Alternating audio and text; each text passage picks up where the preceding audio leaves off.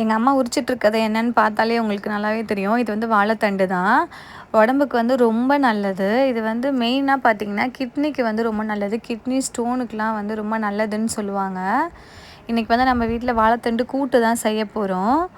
அதுக்கு வந்து நான் 2 வந்து மீடியம் சைஸான வாழைத்தண்டு வாங்கியிருந்தேன். ஒன்று வந்து 10 ருபீஸ்ன்னு வந்து 2 வாங்கியிருந்தேன். இது நல்லா பிஞ்சான தண்டாக இருக்குது. இதில் வந்து கொஞ்சம் முத்துனதும் இருக்கும், கொஞ்சம் பெரிய தண்டாக இருக்கும். அதில் வந்து நார் வந்து அதிகமாக இருக்கும்.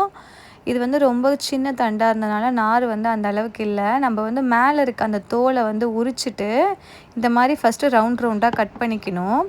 ஒரு தண்டுக்கு நடுவுலையும் இந்த மாதிரி வந்து நார் இருக்கும். இதில் வந்து அந்த அளவுக்கு இல்லை. இந்த மாதிரி நம்ம விரலை வச்சு சுற்றி எடுத்தோம்னா அந்த நார் வந்து ஈஸியாக வந்துடும். அதுக்கப்புறம் வந்து இது சின்ன சின்ன பீஸாக நம்ம கட் பண்ணி மஞ்சத்தூள் தண்ணியில் வந்து ஊற வச்சிடணும். இது வந்து குக்கரில் தான் இன்றைக்கி செய்ய போகிறேன். அதுக்கு வந்து ஒரு வெங்காயம், ஒரு 2 தக்காளி, பச்சை மிளகா, பூண்டு எல்லாத்தையுமே குக்கரில் வெட்டி போட்டுக்கிட்டேன். இந்த மாதிரி அம்மா கட் பண்ணிகிட்ருக்காங்களே, இந்த மாதிரி நம்ம சின்ன சின்னதாக கட் பண்ணி எடுத்துக்கலாம். கூட்டு மாதிரியும் செய்யலாம், வாழைத்தண்டு சூப்பும் செஞ்சு சாப்பிட்லாம். அப்புறம் எறா போட்டு கூட செய்யலாம், ரொம்ப சூப்பராக இருக்கும். இது வந்துட்டு குக்கரில் வந்து செஞ்சுட்டா ஈஸியாக முடிஞ்சிடும். இதுக்காக வந்து நான் இன்றைக்கி துவரம் பருப்பும் அப்புறம் பாசி பருப்பும் தான் எடுத்திருக்கேன். ரெண்டுமே வந்து ஒரே ரேஷியோவில் வந்து எடுத்துக்கலாம்.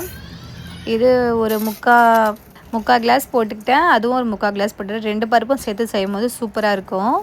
எல்லாத்தையுமே கழுவிட்டு ஒன்றா வந்து குக்கரில் போட்டுட்டு தண்ணி ஊற்றிட்டு நான் ஒரு 5 விசில் வச்சு எடுத்திருக்கேன். இந்த மாதிரி நல்லா வெந்து வந்துருச்சு. ரொம்ப சிம்பிளான ரெசிபி, ரொம்ப ஹெல்த்தியான ரெசிபியும் கூட. நம்ம சாம்பாருக்கு தாளிப்போம்ல, சின்ன வெங்காயம், கடுகு, வெந்தயம், சோம்பு, சீரகம் எல்லாமே போட்டு தாளித்து ஊற்றிட்டா ஒரு சூப்பரான சைடிஷ் ரெடி ஆயிரும் நம்மளுக்கு.